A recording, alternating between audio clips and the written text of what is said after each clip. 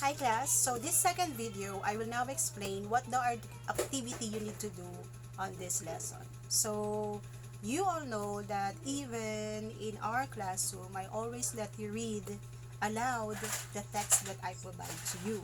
So, one of the activity that you need to do is you need to record yourself reading the poem that I sent to you. This is the poem that I sent to you. This is a haiku poem which is from numbers 1. This is the first page. Up to the second page, 4, 5, and 6. I already sent it to your GC. Up to third page, 7, 8, 9. Up to the fourth page, 10, 11, 12. Okay? So, all of those are the words you need to read and record yourself to a video, then send it to me. So I will read it and please listen so you can have a basis how are you going to read the poem. Haiku by Basho. Clear water, a tiny crab crawling up my leg. The stillness soaking into stone cicadas cry.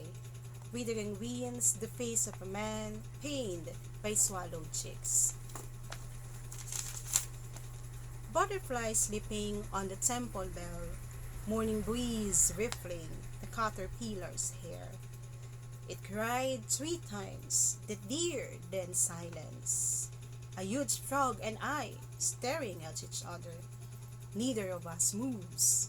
That gorgeous sky is rising from the biggest shark. Napping at midday, I hear the song of rice planters and felt ashamed of myself. Alone, but the mosquitoes won't let me be. So many dry twigs snapping, thinking, nothing now. With all this rain, the birds have nothing to eat. So that example is I just read the poem for you to know how to pronounce each word. But please consider the rubrics that I sent to you. I need to show, or you need to show on your video, a modulated voice. I want to hear your voice. I want to hear how you pronounce the words. Also, please put some gestures. Do not copy what I did, wherein I'm just looking at the book, then looking at the video. Please have some gestures through facial, through movement of hands. Another, there must be an emotion that should be felt on your voice. Tempo, that is the phrasing. How fast, how slow are you going to read each word? The intonation, wherein, please do not be monotone.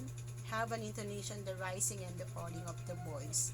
All of those will give you 30 points. The second activity is you need to copy and answer this page, which I also sent on your JC. I'll show you this. So that is numbers. For the first page, it has a question about, it has how many columns, so how many rows, 1, 2, 3, 4, 5, wherein you need to copy and answer all of this in your notebook, then picture it and send to me. For example, let us entertain the first box in here. Haiku number 1 by Basho. So where is that haiku number 1? You need to go back on the haiku poem that we read a while ago. That is numbered 1. So we will base it here. And then let us have the question. The question is, where is the poet? So it is upon your opinion to understand where do you think, or what is the place? Where is the place when the author is reading this?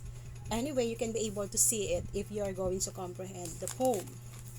Then number 2, describe the scene in your own words. So since it is based upon your words, as long as there is logic on your answer, it will receive a point. So for the box, you need to draw a picture of the scene. So what is the picture that you're going to draw in here? The picture which you imagine on the first poem. And then, haiku number 2, that is the number 2 poem. Haiku number 3 question, that is for the number 3 poem, and so on. So, this activity, copy and answer this page up to the back page, which I also sent on your GC. Okay, so when you're done, send it to me. And then, the last activity or the third activity is you need to make your own haiku poem, which is what I did a while ago. So, you need to make a haiku poem just like this one. There's no need for you to syllabicate the poem. Just make it, write it clearly. Okay, and then of course, I want to see a drawing. So, let's just say this is your bond paper, in a short bond paper. So, we all know that haiku poem is 3 lines. So, let's just say this is your first line, second line, third line. So, if your poem is about the sun, let's just say, since my poem is about the sun, then you can be able to draw a sun in there. Okay, then, of course, be creative in making it. And then, picture it and send to me. Kindly please consider the following rubrics. The content is 35 points, meaning to say the content is the message of your poem. Of course, number one that I wanted to check in here if it's about nature. The second is following the number of syllables, meaning to say it must be 5, 7, 5 syllables. So you need to check it clearly. If it's 5, 7, 5 syllables, that's 20 points.